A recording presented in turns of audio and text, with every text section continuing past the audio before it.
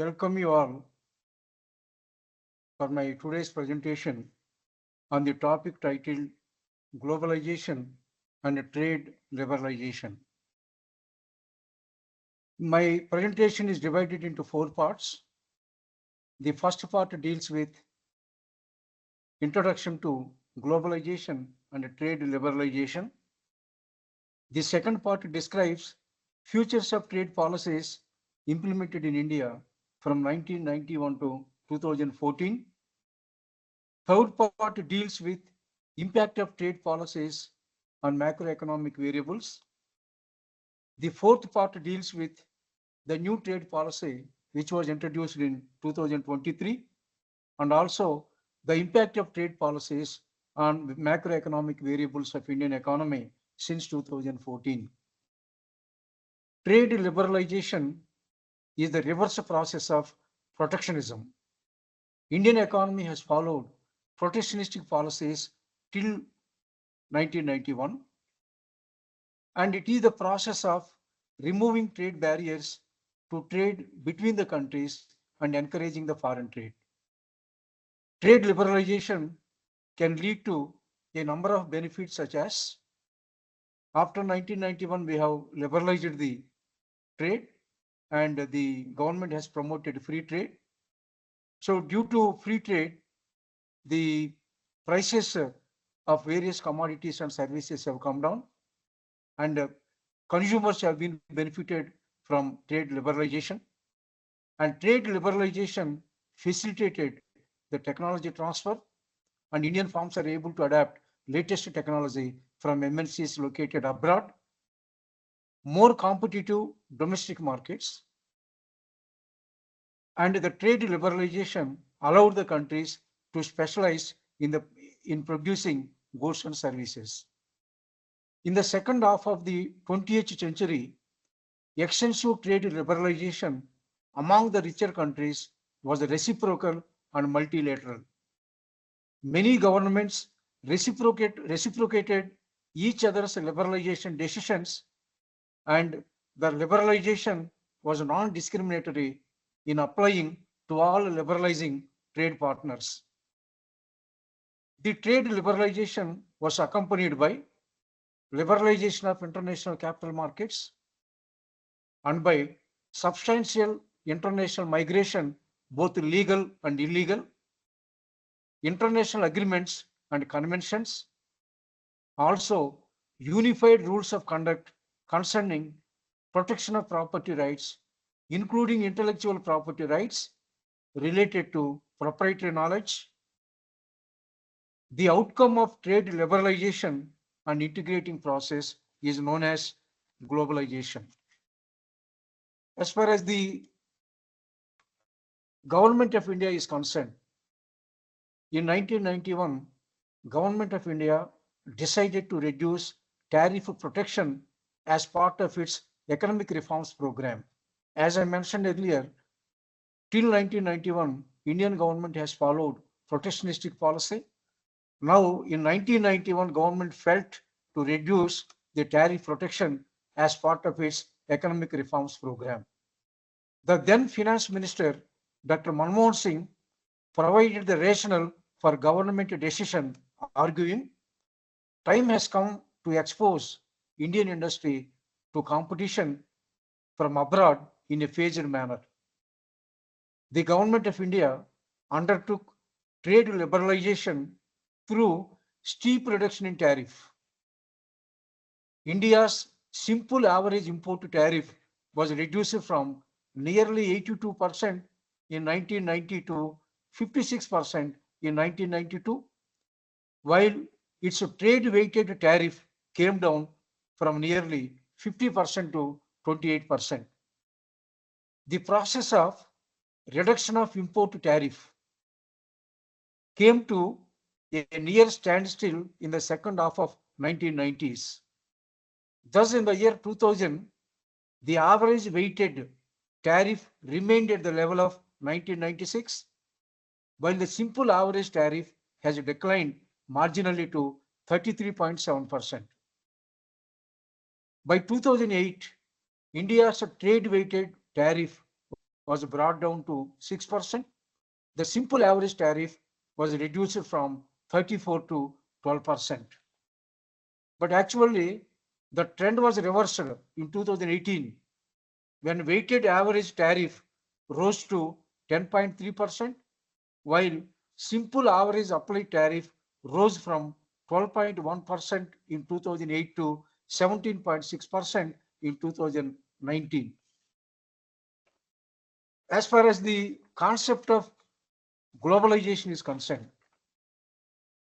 globalization is the process of increasing interdependence and integration among the economies, markets, societies, and cultures of different countries worldwide. So as part of, in the era of globalization, the entire world, just we are looking the entire world as a single globe. There will not be any boundaries between the countries.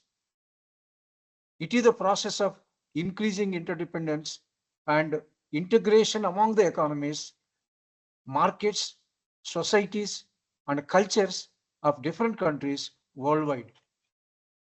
The expansion of global markets liberalize the economic activities with regard to exchange of goods and services. Removal of cross-border trade barriers. All trade barriers have been removed across the countries. Now the free trade has been promoted. The international institutions such as World Trade Organization and International Monetary Fund played an important role in promoting free trade in the place of protectionism.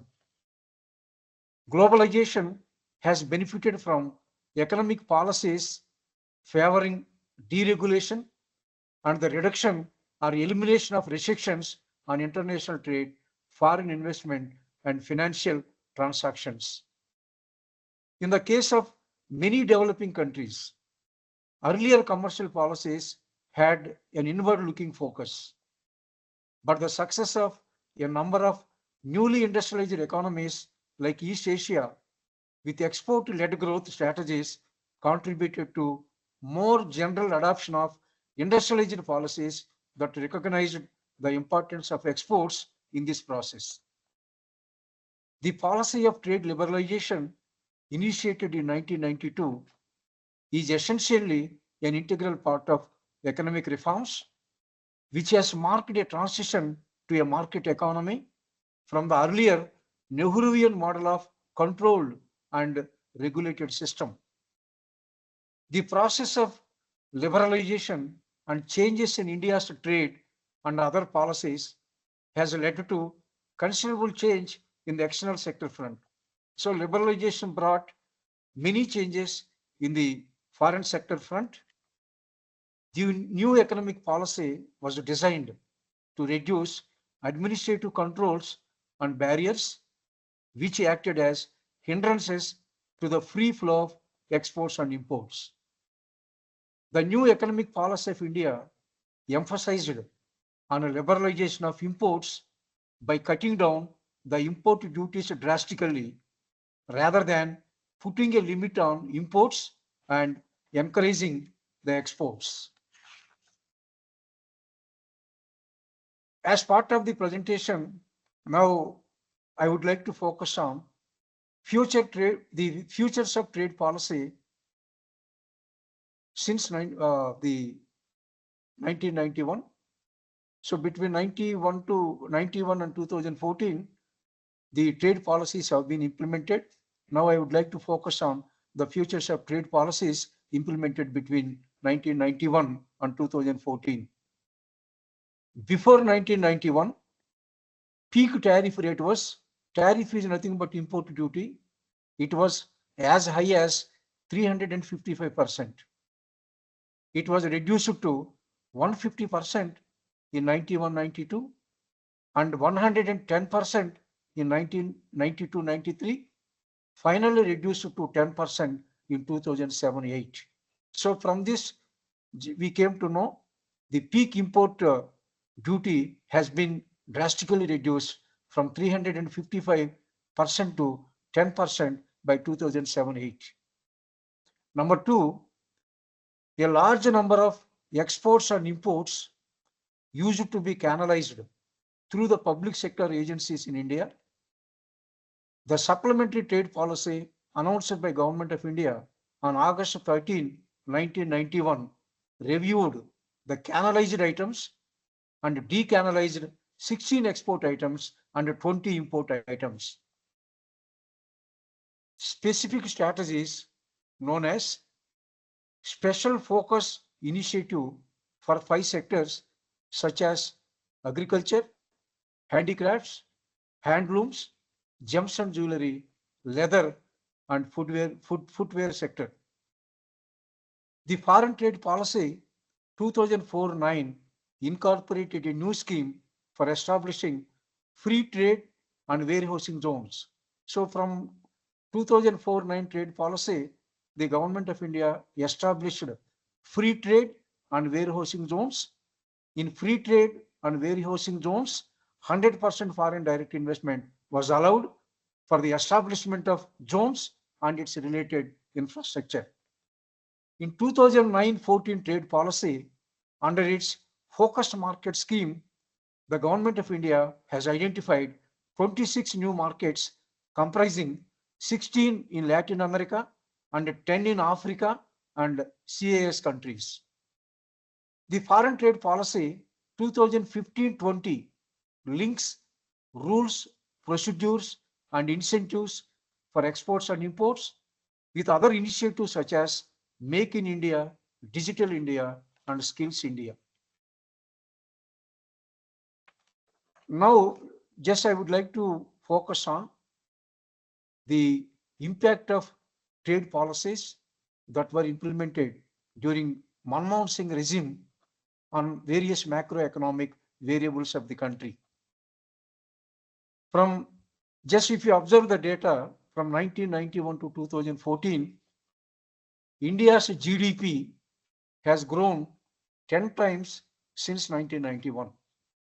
The gross domestic product of India was registered at $270 billion in 1991, and it was raised to $2 trillion by 1991. So from this we can say we have seen remarkable progress in terms of rise in the national income. The national income during this period was raised from $270 billion to $2 trillion. On exports front, the value of exports have been increased from $18 billion in 1991 to $310 billion in 2014. During the same period, the value of imports also rised from $19.50 billion in 1991 to $459 billion in 2014. As far as the foreign direct investments are concerned, FDIs increased from $0.28 billion in 1992 to $34 billion in 2014. We are aware, as part of 91 industrial policy, the Government of India has removed all restrictions on foreign direct investment inflows. So as a result, India has attracted more foreign direct investments during this period. As I mentioned earlier, the foreign direct investments rised from $0.28 billion in 1992 to $34 billion in 2014. During the Manmohan Singh regime, GDP growth averaged close to 8% and reached to a peak level of 8.5% in 2010. During Manmohan Singh regime, the per capita income raised from 29,686 rupees in 1991 to 83,091 rupee in 2014. In 1980s, the average foreign inflows stood at only $0.07 billion, the lowest since 1985. But as I already mentioned in 1992, inflows jumped to $0.28 billion, a 300% increase over the previous year. Generally India followed protectionistic economic policies, which I mentioned earlier, before 1991. Before 1991, we have followed protectionistic economic policies, which was reflected in India's trade policies to address severe deficit in balance of payment.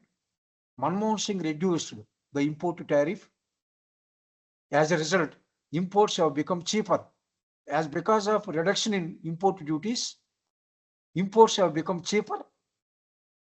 The cheaper imports made the domestic industries to become more competitive. So we have imported larger quantities of imports, required quantity of imports at cheaper price. It made our industries to become more competitive. Manmohan Singh encouraged private sector participation by reducing barriers to entry, which allowed for more competition in the market. As part of privatization, the private sector has come up in a big way, and we have followed disinvestment policy also. And a number of items reserved for small scale, reserved for the public sector also has been reduced. And Indian rupee was devalued. The rupee was first devalued against major currencies by around 9% on 1st July 1991, followed by another devaluation of 11% 2 days later. The devaluation policy was pursued by Government of India in 1991 to address the deficit in balance of payment, because devaluation makes our exports more cheaper than before, and imports, on the other hand, imports will become more expensive. As because of the cheaper exports, there will be more growth for India's exports in the international market. Thereby, India can earn adequate amount of forex reserves. So by keeping in mind the removing deficit in balance of payment, the Manmohan Singh government has come up with a policy of devaluation, devaluating the India's currency. The devaluation policy contributed for making India's exports more competitive internationally.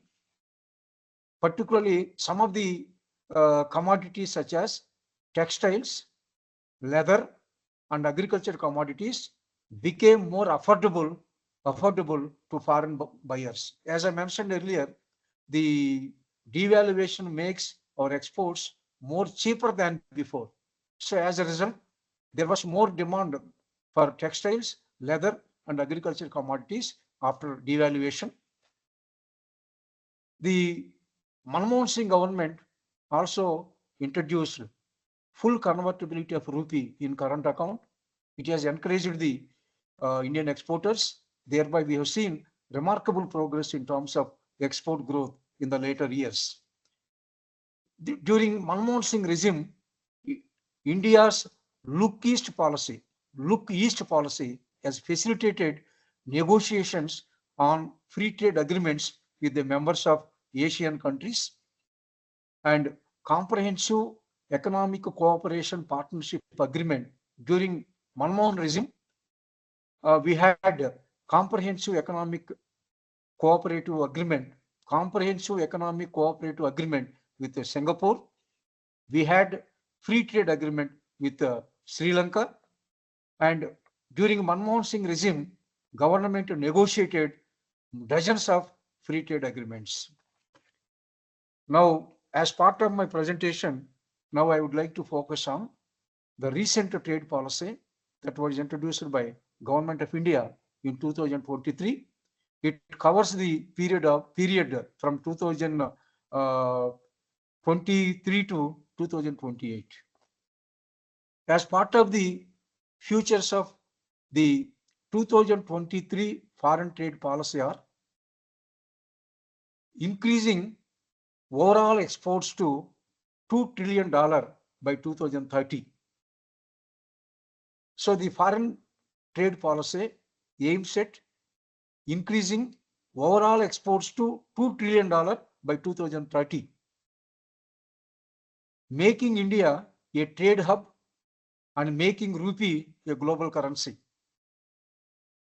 4 new towns, namely, see, new towns of excellence, towns of export excellence have been given to 4 towns: Faridabad, Mirzapur, Moradabad, and Varanasi have been designated as towns of export excellence in addition to the existing 39 towns. Already we have given the towns of export excellence. We have designated 39 towns as towns of export excellence.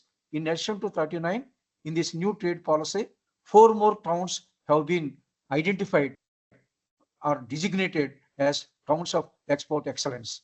So these towns will have access to export promotion funds under Market Access Initiative Scheme. The 2023 policy aims at building partnership with the state governments and taking forward district as export hub. It is one of the highlights of 2023 trade policy. As I mentioned earlier, 4 towns were designated as towns of export excellence, and the district as export hub initiative to promote exports at the district level is also one of the highlights of 2023 trade policy. Under amnesty scheme, an online portal will be launched for registration, and a 6-month window will be available to exporters to avail the scheme. Various estimates suggest e-commerce export potential will be in the range of $200 to $300 billion by 2030. So the foreign trade policy outlines the intent and roadmap for establishing e-commerce hubs, because as I mentioned, the e-commerce export potential will be in the range of $200 billion to $300 billion by 2030. By keeping in mind export potential of e-commerce, the government of India wants to establish e-commerce hubs and related elements such as payment reconciliation, bookkeeping, returns policy, and export entitlements. So these are the major features of 2023 foreign trade policy. With an enhanced understanding of SCOMET, it is nothing but special chemicals, organisms, materials, equipment, and technologies. So with an enhanced understanding of SCOMET regulations, the policy strengthens compliance with international treaties. This ensures access to advanced goods and technologies for Indian exporters while facilitating controlled exports under SCOMET from India. Now, I would like to highlight the impact of liberalization policies. So after Manmohan Singh, the successive governments also have undertaken liberalization policies. See, the same policies have been continued by the successive governments also. So as a result, there was more progress in terms of various macroeconomic variables. As far as the special economic zones are concerned, see, the Special Economic Zone Act came into existence in 2006. So in 2005, we had only 19 special economic zones. But by 2024, the number of special economic zones have been raised to 270. So we have seen progress in terms of establishing special economic zones. The number of zones raised from 19 in 2005 to 270 in 2024. As part of the special economic zones, the special economic zones have created a direct employment to 2.3 million Indians, and the export worth of the special economic zones existed in India is 10.8 lakh crores. As I mentioned earlier, the private sector has come up in a big way. We have removed restrictions on the entry of multinational companies into Indian economy. So we have seen remarkable progress in terms of net profit margins of the multinational companies also.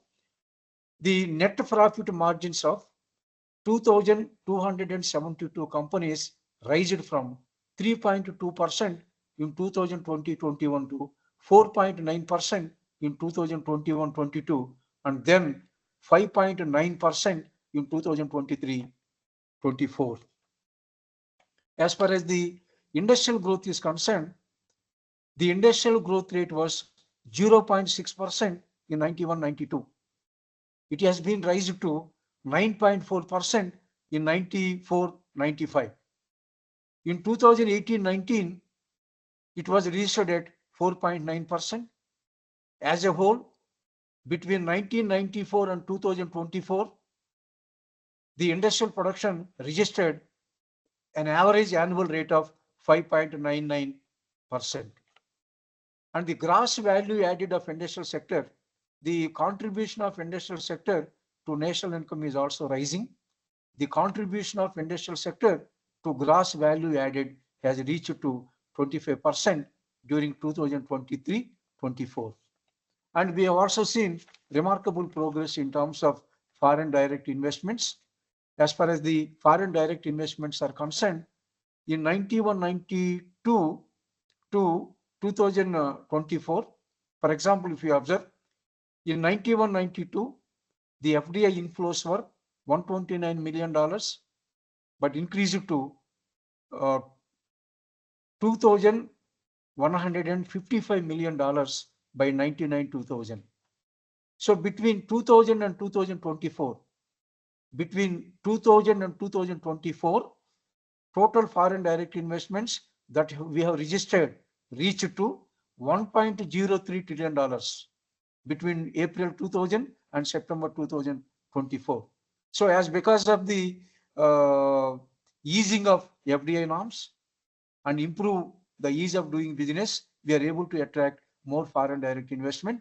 Out of the total foreign direct investments that we have received during 2000 and 2024, the Mauritius stood at first place. The Mauritius share in total FDI inflows stood at 25%, followed by Singapore at 24%, America at 10%, Netherlands at 7%, and Japan at 6%. As far as the current account deficit is concerned, the government has succeeded in reducing the current account deficit. In 2022-23, the current account deficit was registered at 2%.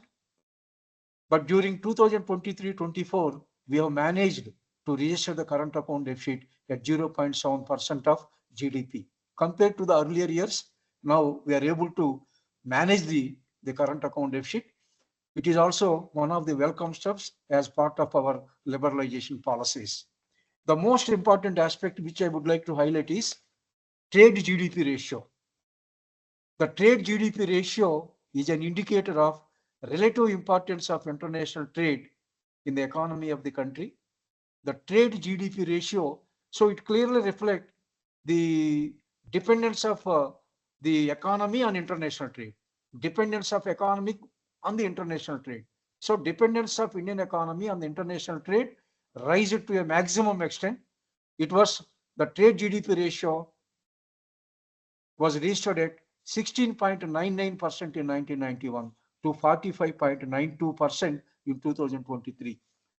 And as far as the free trade agreements are concerned, the government has signed 13 free trade agreements, all differing in their nature and scope.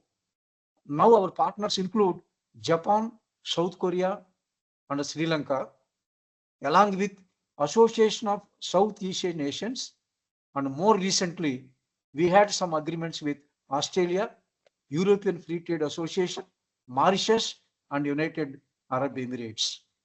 Earlier, India's focus traditionally been on the Eastern Front. Now we are focusing on the Western Front also by having different free trade agreements with Western countries, that we are extending our bilateral relations with more number of countries across the world. Finally, just we are towards at the end of the discussion.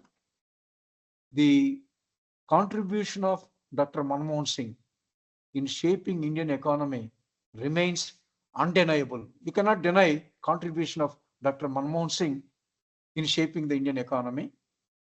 From advancing global economic integration to implementing social welfare programs that uplifted the millions, his leadership created lasting impact that continue to shape the Indian economy. As India reflects on the legacy of Dr. Manmohan Singh, he will be remembered as the architect of modern India's economic rise, a leader whose vision continues to inspire future generations with a legacy of development commitment and social upliftment. His words from 1991, "We must act fast and act boldly," remains a reflection of his pragmatic approach to governance and reforms. The economically dynamic India of today is his legacy. With this, I stop my presentation.